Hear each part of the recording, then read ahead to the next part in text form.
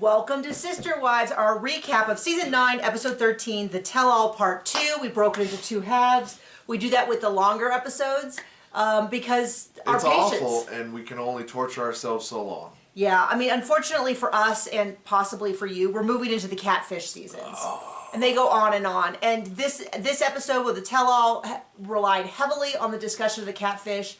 And I'm going to say something possibly... There's not much truth. Possibly controversial, which is that a lot of people say that Kody and Meri's relationship never recovered from the catfish. It can't have recovered from something that was already over before. Yeah, Kody is so deeply connected. He doesn't even seem angry. He doesn't seem frustrated. He doesn't seem anything. And I really listened because I thought, well, maybe he didn't understand.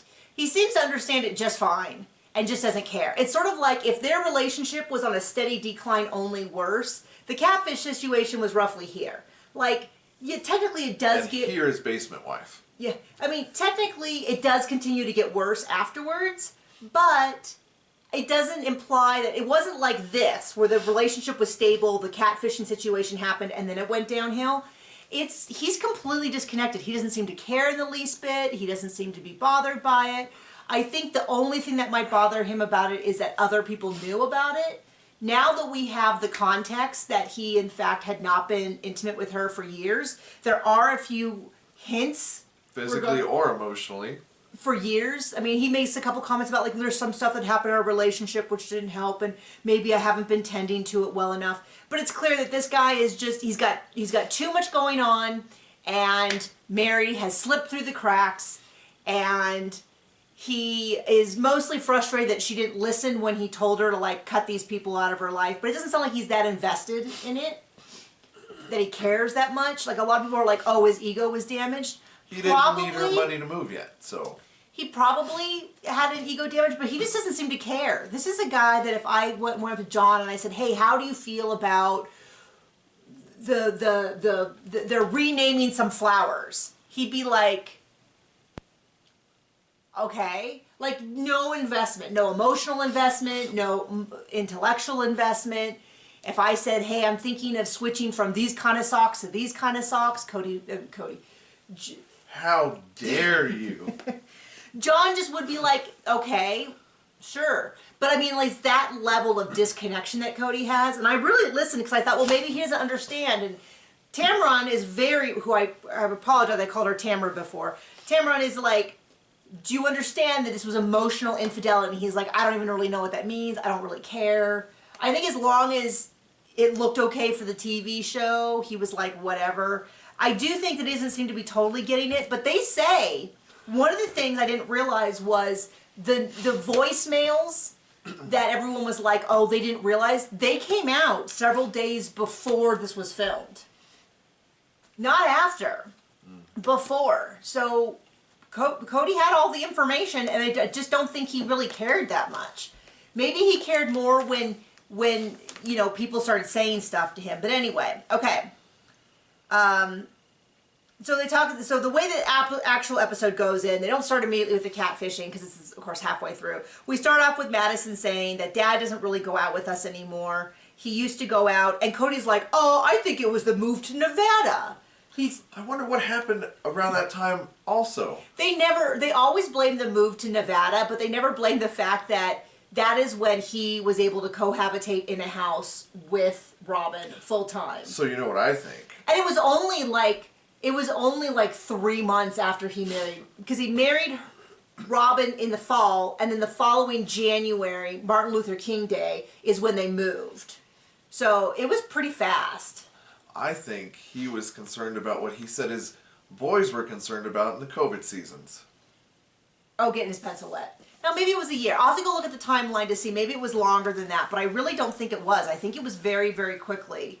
Now I wish I had checked that before we filmed, but he's like, it was the move to Nevada, because I know that I took Madison out for one of these daddy date nights, you know, and what they basically said is that he'd go run errands, he'd bring one of his kids with him, they'd stop and get ice cream, and they'd have some one-on-one time, and he basically stopped that.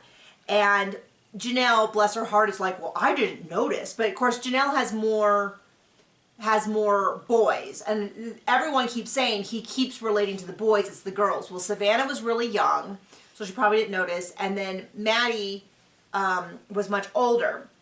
Christine, on the other hand, absolutely noticed and said something immediately. And Kody kind of is like, oh, no, Christine said something immediately. And it's like, yeah, because they're your children. Don't act like... She forgot that everything's her fault as a wife and a female. So they go into that whole thing. They talk about the adoption of the younger kids. You know, same thing. Aurora cries. It's so special. They talk to Dayton. Dayton talks about how it took him some while to adjust. And this is once again the point, which is it's totally fine that it took Dayton extra time to adjust. And it's wonderful that the family gave him that extra time. And it's so frustrating to me that the other kids didn't get that. So, like, maybe they, I mean, the obvious thing is that, of course, Robin cares about the mental health of her children, and she doesn't seem to care about the other children. That seems to be the shortest, easiest answer as to why she was like, no, Dayton needs more time, and it's like, screw those other kids. But that's my frustration. And even if the kids, you know, that's very common for kids on the autism spectrum disorder, but it's also like, you know what, some kids just also might not qualify for that diagnosis, but also need more time. And they should also be given time. Like, you should be thinking about what each child's individual needs are, and if they need a little more time to adjust, or, oh, I'm sorry. We know they don't matter if they're not Robin, so. So it seems. So, they talk about that. They talk about the cardboard race and the mom card, and they have adorable little Gabe discuss what the mom card is and the idea that I'm the mom, so I get to make the final decision. But it's kind of funny because the way Tamron explains it is like, that's not, as far as I know, that's very common in a lot of households to have the parent card of like, no, I'm the parent, this is what we're doing. yeah, I was saying how my mom would be like, I am your mother, you will behave.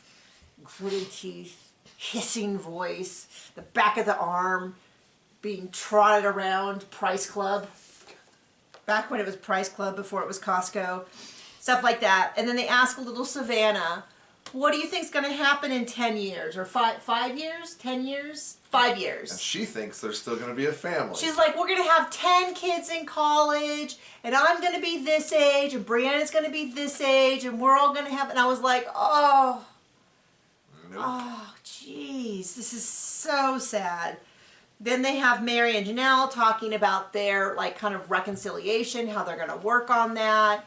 Janelle admits that, you know, Meri's reached out before, and Janelle, you know, and I wonder, they didn't discuss it at the time, but there is a part of me that wonders if Janelle didn't reach out to Meri when she did because she felt Meri pulling away from the family, and thought that, you know, maybe this was all coming to a head and that she didn't want to be responsible for Meri feeling left out. And they talk about it, and they really highlighted this in the footage this season. Meri being in the back of the room, being on her phone, being far away, being very disconnected. We pointed it out multiple times, and a few people were like, you're just so obsessed with Meri's catfish, why don't you just leave her alone? And it's like... Okay, Meri. Well, it's like, I think we have a great deal of sympathy for what she went through, first off. Secondly, we're trying to point out the, I don't know, if you don't want to talk about the show, don't watch the show. Like, don't watch our recaps. It seems like an odd thing. I have a great deal of sympathy for what Meri went through, especially in season 17 when we found out that he had... Dumped her before this. Abandoned her. He hates the word, so I'm going to use it every chance I get. He had abandoned her because not only had he cut off their relationship physically, but it's clear he had cut off everything associated with all of the emotional intimacy, mental intimacy. He wasn't at her house very often. Only until he could string her along to get her money. Yeah, he you know, later on was able to use this as an excuse to get her to, you know, and a list of things she had to do, whatever that was. We want the list. But, that's a season 19 reference. But yeah, I mean, like, I have a great deal of sympathy of how awful that would be to be in a relationship with a man who you knew, this isn't a guy who stopped interest in sex. He just stopped interest in sex with you. And you knew he was having intimate relations with all of his other wives and spending, I mean, even Christine, who for all the trouble that they constantly were having, he was still going to her house and being intimate with her, but not with Meri, and Mary's now quite literally in that house alone all the time because her child is off at college. And yeah, I mean, I have a great deal of sympathy for what she went through. It was incredibly challenging. Now, should she have maybe just left Kody before she got involved with someone else? Yeah. We would have loved that. But, for you Meri, know. for her emotional health. So Janelle talks a lot about, she talked a little bit about like some of the conflicts that they had. Things like Meri would want to do the dishes after a meal at 5, and Janelle would want to do them in the next morning, but Meri would be like, I'm trying to sleep, and all of that. Sounds like really minor stuff, and it does feel like the kind of things where you go, okay, then when it's Janelle's night to clean up, she gets to pick when she does it. When Meri does it, Meri gets to pick it. Like, it seems like there's a lot of ways that this could have been handled that, almost like they were operating as different families, even though they tell us over and over it was one big happy family. I mean, it just feels like they blame a lot of the systemic issues with polygamy on individual people, as opposed to this is why it's incredibly challenging to live in the same household. It's funny, I've mentioned before that I have a friend who is widowed, and she is casually looking at dating sites, and she said about half of all the men she sees on dating sites polyamorous. And she says it's not something she's interested in. All more power to them. But she says we were discussing that as like hey, if you are doing it, and that you are welcome to do whatever you want. It's not for me. It sounds like a huge freaking hassle. Right now, when I have to schedule stuff, I talk to John. And we have to worry a little bit about his mother, my mother-in-law, a little bit, and then also our son. Because we're trying to make sure, like, okay, so we can't do it this time because someone has to pick up my son from school. Occasionally there's things like we got to take my mother-in-law in for that. But it's confusing enough, but just between our schedule of like, can I go and do this on this day? I think so, let me just check with John. Could you imagine if I had to check with him and his girlfriend's partner for everything?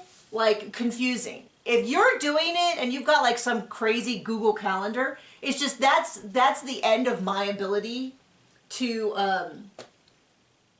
like administrative ability. So I just feel like a lot of this stuff, they're really taking personal responsibility for things that are just systemically how incredibly difficult it would be to try to coordinate a kitchen with multiple people who have a really different idea of how the kitchen should be. Well, it's polygamy, so it's the wife's fault. Well, and here's the deal. And a husband who's completely useless. You know, at no point did Kody ever step in and say, hey, I think when Janelle can do them when she wants, Meri can do them when she wants. Meri, if it's too loud in the morning, why don't we get a noise machine for your room so that you can't hear it? Let's switch bedrooms so you're farther away from the kitchen. Whatever it is, like, can we figure it? Or he could just do the dang dishes, and Janelle and Meri could not have to. Oh, I know. I'm sorry, John. I'm sorry that offends your... You know who we're talking about here? Yeah, I mean, if the man wasn't as useless as the... Yeah, like it offends me. Do you even know where the dishwasher is located in our house? I don't think you do. I have to give up... And that's okay. I'm okay with that. I have to give up loading the dishwasher because I live with two maniacs who put everything in diagonal, upside down. Hey, if you don't like it, I'll tell you where it is. No, I'm just saying, the chaos that's in there, I just go... I'll just let it be. Do you hear me complain about it on a day-to-day basis? That's exactly why it works. So my point is that it's what is it? Useless as a tit on a hind leg or something? Useless as a hind tit on a bull. Hind tit on a bull. That's Kody. That's all of the system. So Janelle talks about how she's gone through some personal changes. I know better who I am. I'm a work in progress. Blah blah blah. I want to work on it. Was this... Well, so we're still in the catfishing, right? No, we're not even there yet. Oh. So then they start getting into the catfishing thing. Meri opens up about some of her personal struggles. She cries She's been away from the family. With real tears. She's been distant. And then there's Robin, who likes to go swimming without water. I mean, cry without tears. Yeah, so they finally get into... Because it was so hard on Robin. A few days before this tell-all was filmed, the news broke that the person she was with was not someone named Sam, and the voice messages came out, which is interesting to me because does that mean that I think what they meant was they filmed the tell-all, then they went back and they filmed that section of the previous episode where Meri's explaining what happens, because my impression is when that was originally filmed... They didn't know. They didn't know the news hadn't broke. And by the way, the catfish is trash. Sometimes I see people kind of talking as though the catfish is like, oh, well, the catfish said this or that. And I go, I don't believe, like, the voice messages, okay, you can't get around that. The pictures, you can't get around that. But I don't trust a thing the cat said. The catfish, as near as I know, when I was last on Twitter, which was like 2 years ago, the catfish was still active with the same Twitter account, still catfishing people into believing he was some rich guy who was collecting money for poor teachers. And I only knew it because one of my mutuals I used to tweet the show before we do all the stuff we do now. And would every single time this person posts, they'd be like, this is Sam from the catfishing scandal on Sister Wives. Shame on you. How dare you do this and try to take advantage of people. Like, that person is unwell and still unwell. So not to be too much of a chauvinist and correct you, but it's the app formerly known as Twitter, or as they call it now, Blue Sky. Yeah, Blue Sky. That's right. No, so anyway, they dig into this. The legal divorce was public, and what she said is, and this is why I kind of, in modern times, season 19, it's difficult. Meri, oh gosh, how do I even say this?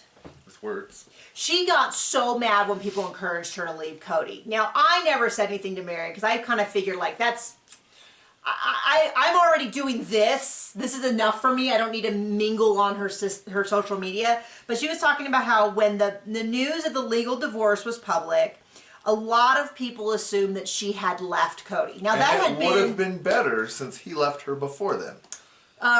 There had been rumors since season 1 that she was leaving Kody, and people really wanted it. And I didn't believe it. Even when we heard that Christine was leaving, I didn't really believe it until it was, like, confirmed.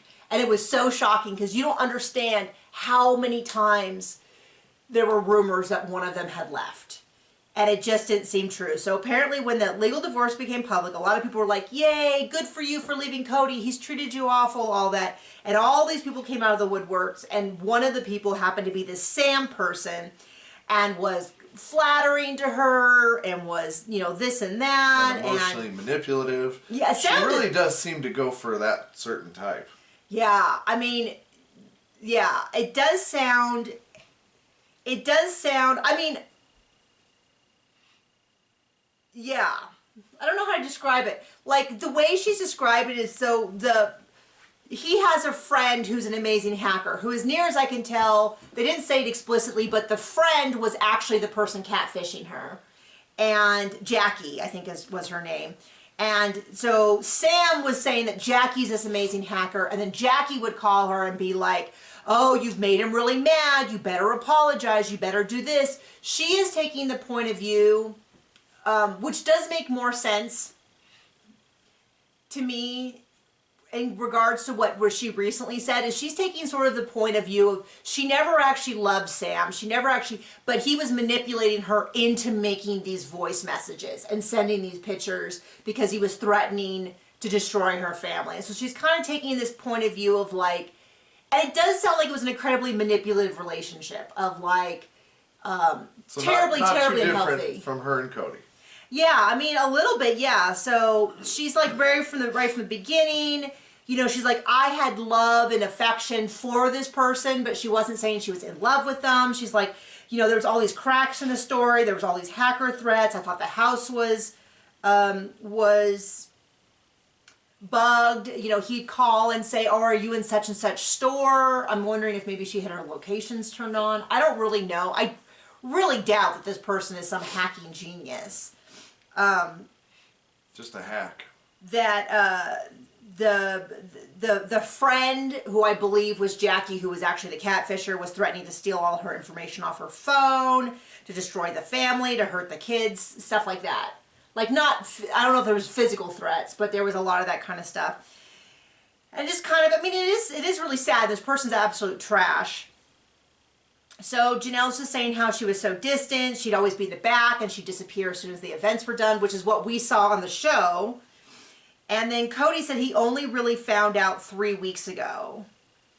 And then he kind of gives all these examples of, like, times that he was at her house where he was like, she'd be like, these people, I'm married, and he'd be like, well, just stop talking to them. And I get frustrated you know, he's trying to take this high and mighty route, but he was leaving her alone for days and days and days on end. And they were guilting her about maybe wanting to go back to school. And they were guilting her about this, and they were guilting her about that.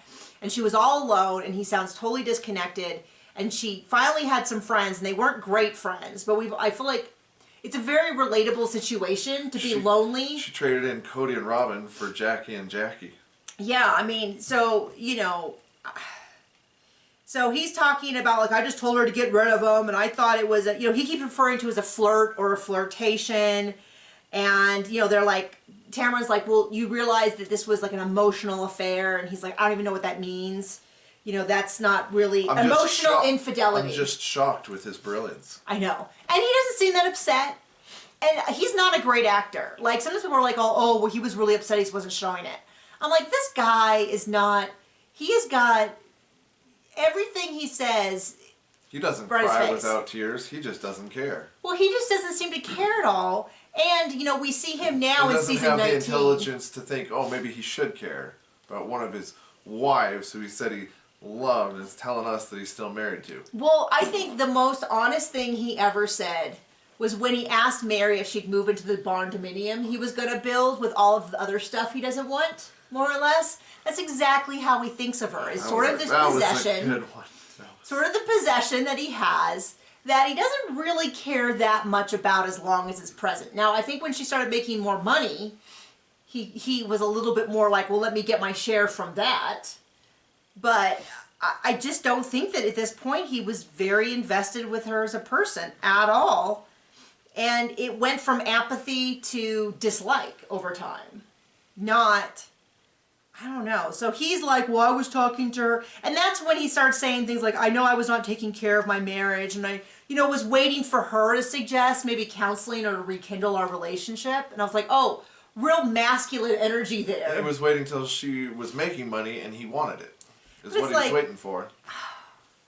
He was waiting for her to ask about rekindling. I just, what a wimp. So they ask. Maybe he didn't have the list at the time. They ask Meri what was missing in her relationship with Kody that she was looking for elsewhere. And she gives some flurfy answer. And one of the perfect part to say, well, we haven't had sex in 3 years.